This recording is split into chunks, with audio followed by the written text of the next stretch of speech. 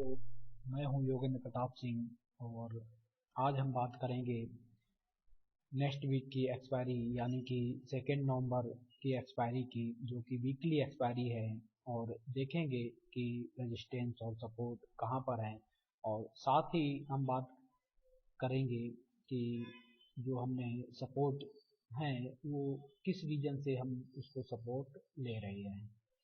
और लास्ट में, जैसा कि हम लास्ट 2 एक्सपायरी में मार्केट ज्ञान की बात करते हैं, तो आज फिर हम लास्ट में एक मार्केट ज्ञान के बारे में बात करेंगे।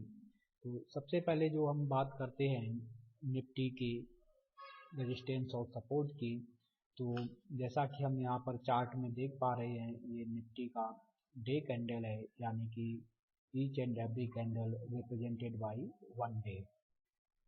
तो जैसा कि हम यहाँ पर देख रहे हैं चार्ट में, जो निफ्टी ने लो बनाया था 26 अक्टूबर को, यानी कि जो अक्टूबर की मंथली एक्सपायरी थी उस दिन जो लो बनाया था वो 18,837 का लो बनाया था। और उसके बाद नेक्स्ट डे यानी कि प्रीवियस फ्राइडे को निफ्टी में एक बाउंस देखने को मिला और फाइनली जो निफ्टी ने क्लोजिंग दी वो 19,047 पर क्लोजिंग दी। तो दोस्तों, जैसा कि हम यहाँ पर देख पा रहे हैं कि जो लास्ट मंथ की एक्सपायरी में निफ्टी ने जो लो बनाया था वो 18,837 का था। तो हम ध्यान रखेंगे कि जो हमारा सपोर्ट होगा निफ्टी का, वो अहम सपोर्ट होगा 18,837 का हमारा अहम सपोर्ट होगा। अगर जो निफ्टी उसको ब्रेक करता है तो हमारा जो सेकंड सपोर्ट होगा वो 18,610 और थर्ड सपोर्ट जो होगा वो 18,500 के पास में होगा। जैसा कि हम प्रीवियस में देख रहे हैं, जो निफ्टी ने जो कंसोलिडेट किया था लास्ट टाइम वो 18,500 टू 600 700 के बीच में कंसोलिडेट किया था। उसके बाद एक मूव देखने को मिला था। तो अहम जो सपोर्ट होगा हमारा वो 18,837, then second support 18,600, then third support 18,500। हमारा ये 3 सपोर्ट होंगे कमिंग वीक की एक्सपायरी के लिए। तो सपोर्ट किस लिए होंगे, अब हम उसकी बात करते हैं।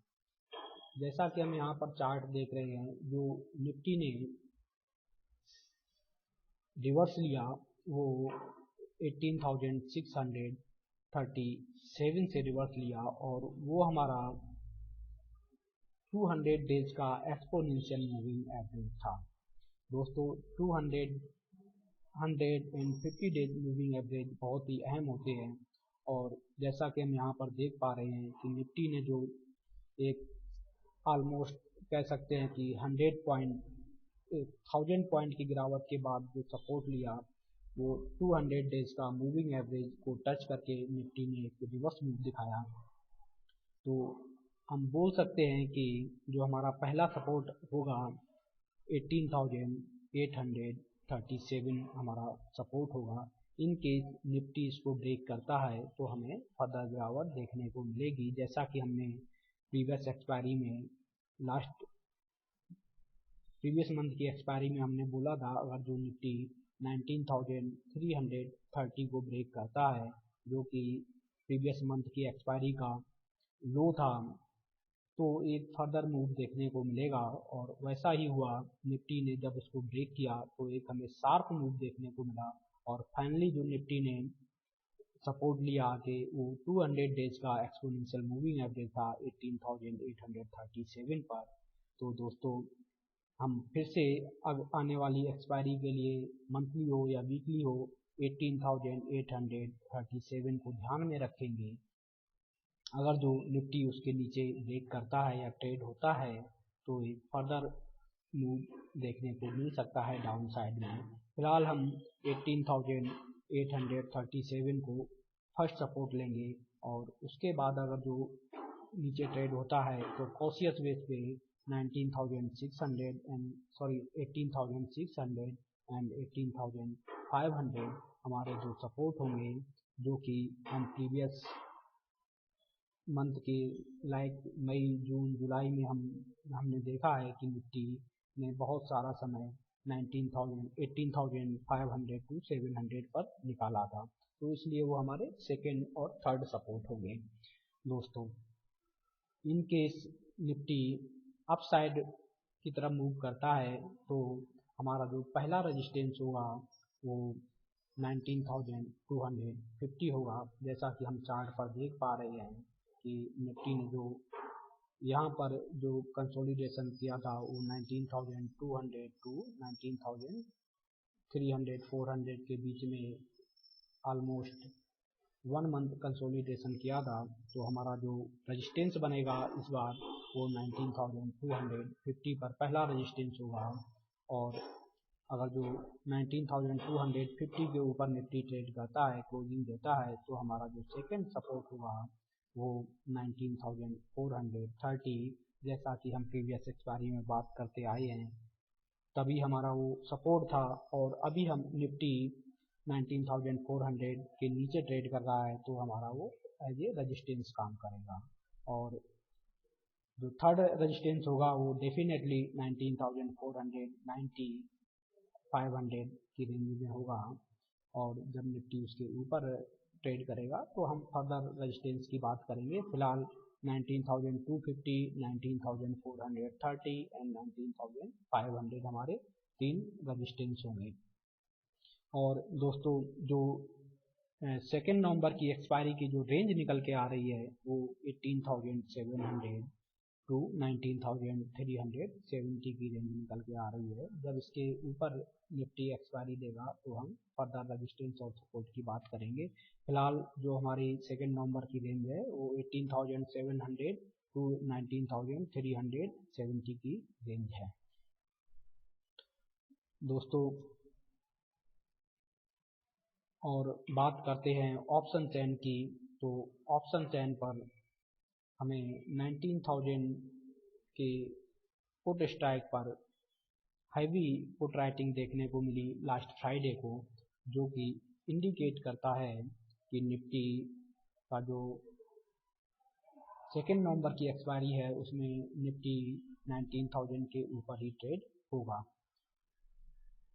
ये फ्राइडे की पोजीशन है। मंडे को जब मार्केट ओपन होगा तो ये पोजीशन चेंज होती हुई दिखेंगी। इन केस 19,000 पर पुट राइटिंग बढ़ती हुई दिखती है हमें, तो ये कंफर्म हो जाएगा कि जो राइटर हैं पुट राइटर वो निफ्टी को 19,000 के ऊपर देखना चाहते हैं। जब कॉल साइड पे बात करते हैं तो 19,200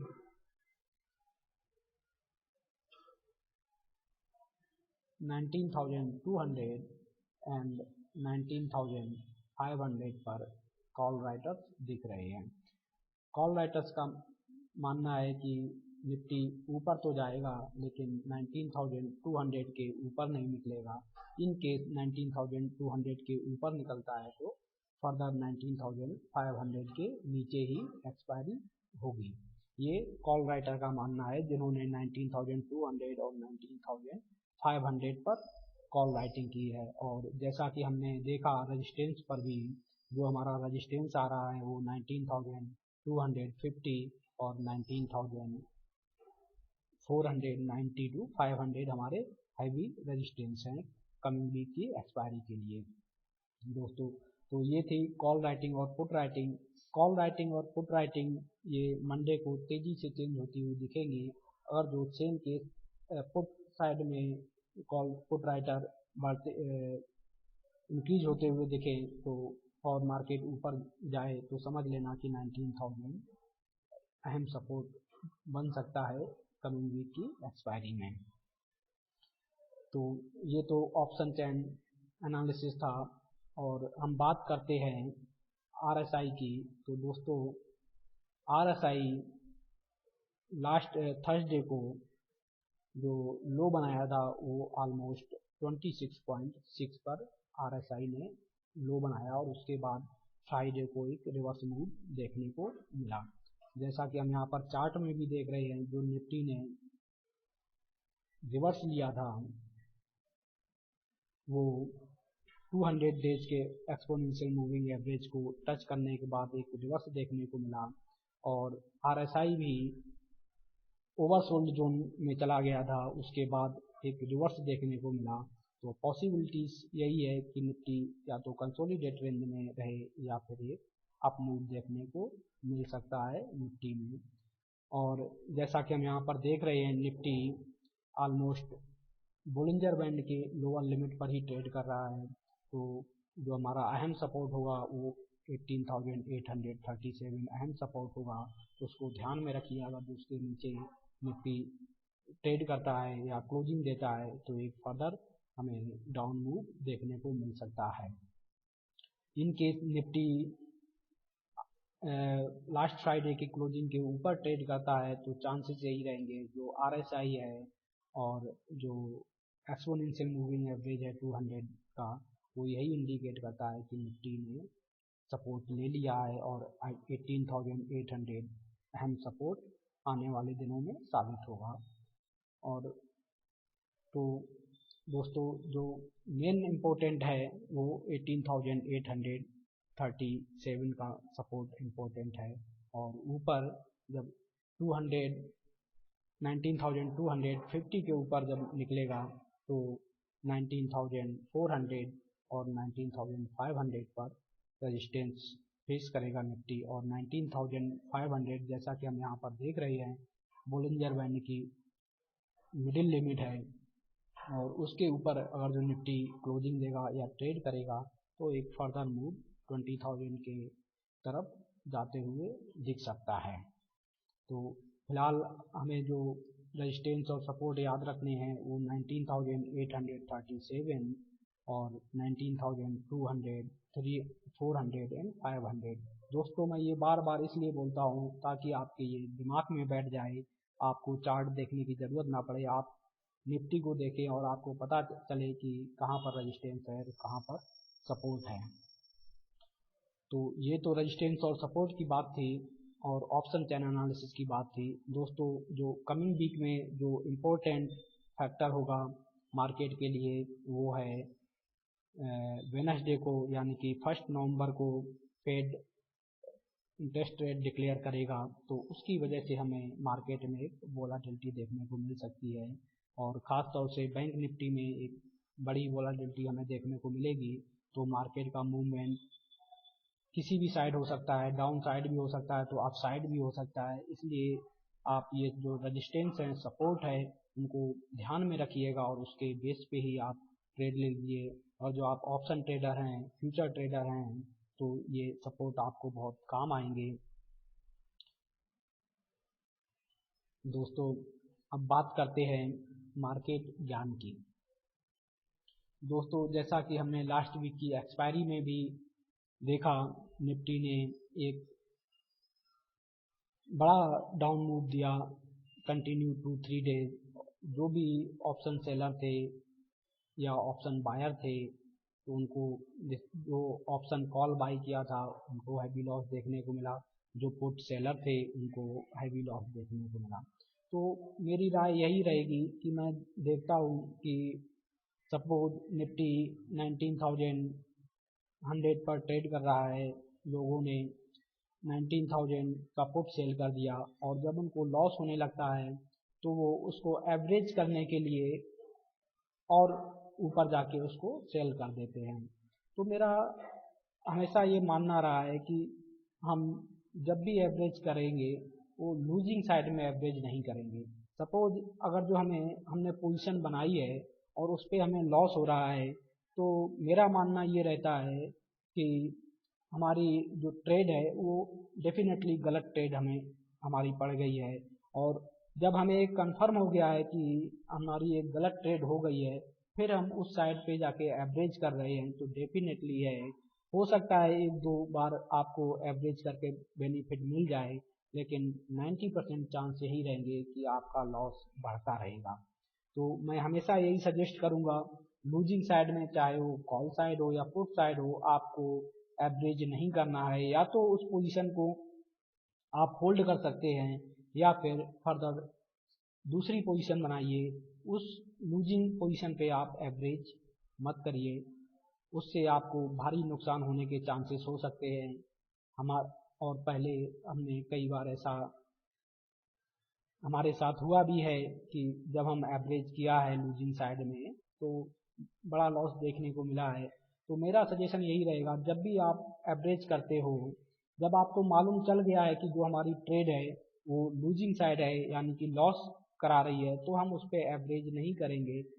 अगर जो आप सेल ही करना है तो जाके थोड़ा दूर की पोजीशन को सेल कर सकते हैं, ताकि आप एक कंफर्म हो जाएं कि एटलीस्ट यहाँ पर तो हमें प्रॉफिट मिलेगा, और जो हमारी करंट पोजीशन है उस पर लॉस होगा तो हम लॉस बुक कर देंगे, लेकिन जो हम दूसरी पोजीशन बनाएंगे उस पर हमें प्रॉफिट मिलेगा डेफिनेटली। तो दोस्तों हमेशा ये ध्यान रखिए कि लूजिंग साइड में आपको कभी एवरेज नहीं करना है। हमेशा अगर जो आपको पास फंड है, बैलेंस है दूसरी पोजीशन बनाने का, तो आप दूसरी पोजीशन बनाइए। मार्केट में बहुत सारी शेयर्स हैं, फ्यूचर्स हैं, उस पर आप पोजीशन ले सकते हैं। लूजिंग साइड में आप कभी भी एवरेज मत करिए, ये मेरी सलाह रहेगी इस वीक के लिए दोस्तों। तो इस एक्सपायरी में इतना ही। अगले संडे को फिर मिलेंगे नेक्स्ट एक्सपायरी के रेजिस्टेंस और सपोर्ट ऑप्शन चैन एनालिसिस के लिए। दोस्तों आज के लिए धन्यवाद।